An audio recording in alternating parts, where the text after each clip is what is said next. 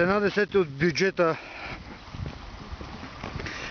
на екоравновесие, проблема с тия кучета ще да бъде решен вече. Тук никой не работи за заплата и всеки вади от джоба си пари, за да храни тия животни.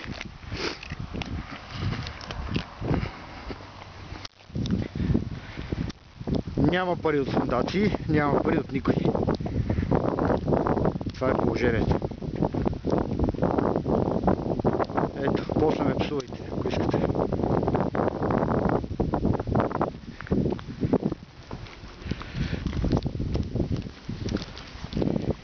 Кажи ми, ти ли си кучето убиец?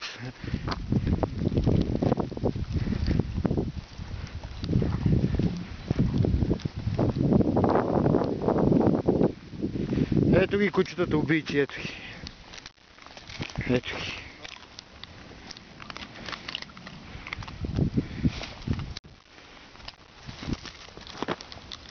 Ето ги кучетата убийци.